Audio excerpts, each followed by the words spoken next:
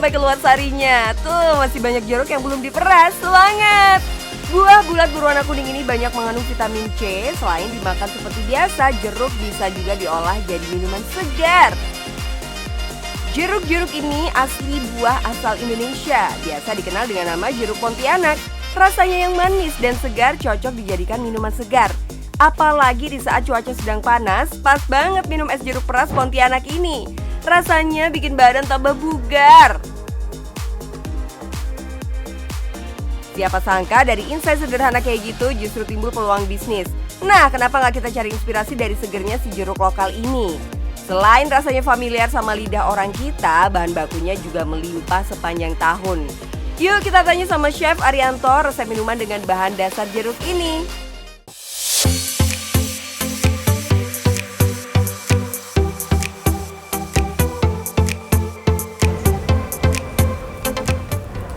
Nah, kita kan mau buat nih Chef. Kira-kira bahannya apa aja ya? Oke, yang pertama kita bikin yang namanya es jeruk nakosi. Nakosi, apa tuh nakosi Chef? Nakosi itu nata de coco dan selasi. Nata de coco dan selasi. Ide yang bagus tuh Chef. Sebelum kita mulai, kayaknya lebih enak pakai sarung tangan dulu deh, biar kita jadi makin higienis minumannya kan. Boleh?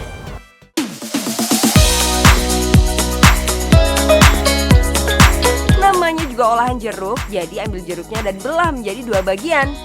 Kemudian pisahkan ampas dan sarinya alias diperas. Setelah selesai, ambil nata de coco sebanyak 5 sendok lalu tambahkan es batu sesuai selera supaya makin segar. Baru deh tuangkan bintang utamanya si jeruk peras ini. Tambahkan selasi sebagai topping.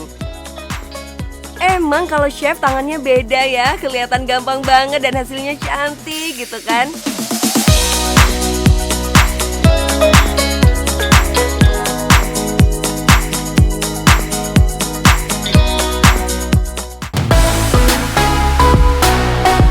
Ada satu varian lagi minuman jeruknya, namanya Milky Orange. Bikinnya juga gampang dan simple.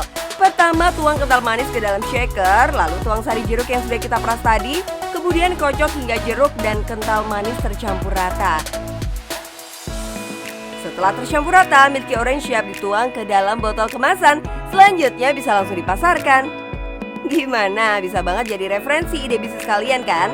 Pembuatannya simple, bahan baku mudah didapat, dan yang penting cuan bos.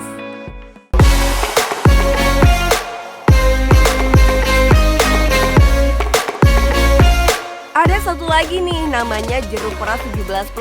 Biasa banyak kalian lihat di pinggir jalan dengan gerobak berisi jeruk yang siap diperas. Proses pembuatannya sih kilat banget. Potong, peras, tambah gula, sealer, dan beres deh, siap diminum. Cara pembuatannya simple, jadi makin cepat melayani permintaan pelanggan.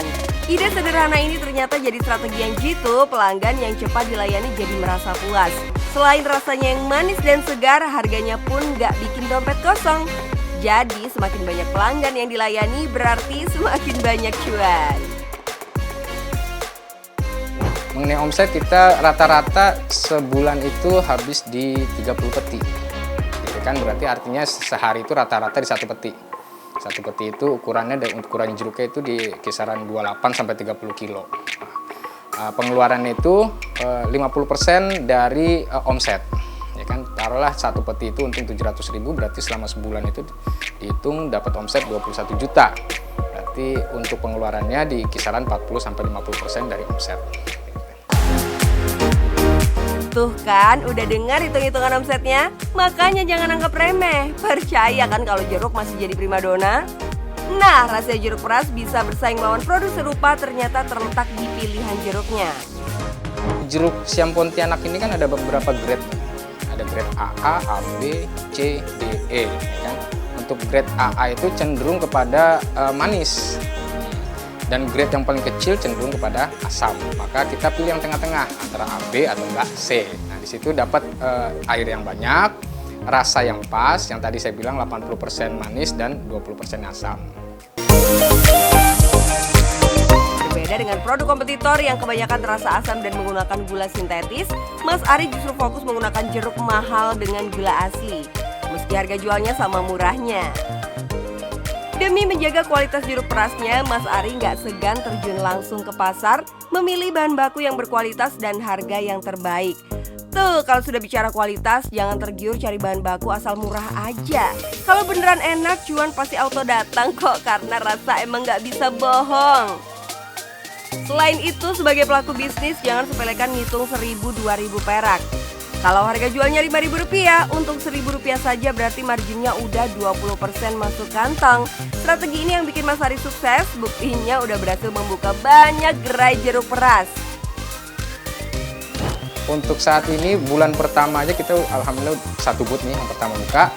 Lalu untuk bulan keduanya kita tidak target kepada omset yang besar, tapi kita target kepada bagaimana menciptakan booth-booth selanjutnya. Jadi bulan kedua kita dapat menghasilkan 1 booth lagi. Dan bulan yang ketiga alhamdulillah 1 booth lagi di daerah Cilita.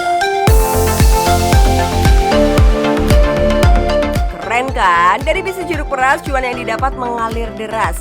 Jumlah gerai yang bertambah juga jadi salah satu andalan melebarkan bisnis Mas Ari ini. Ditambah dengan memanfaatkan media sosial dan aplikasi ojek online, makin luas jangkauan pemasarannya. Siapa yang nggak tergoda dengan minuman segar harga merakyat ini?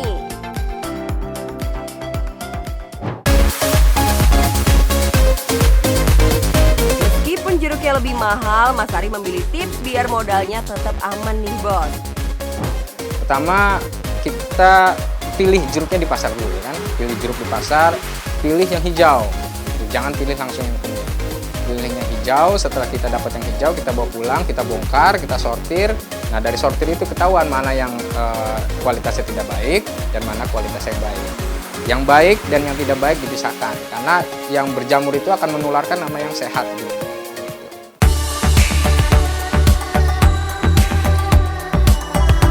Jadi harus jeli memilih bahan baku jeruknya ya. Kalau bahan bakunya minim kerusakan, modal dan untungnya jadi lebih terjamin juga kan. Intinya terjun langsung ke semua lini prosesnya udah jadi syarat mutlak biar bisnis tetap lancar.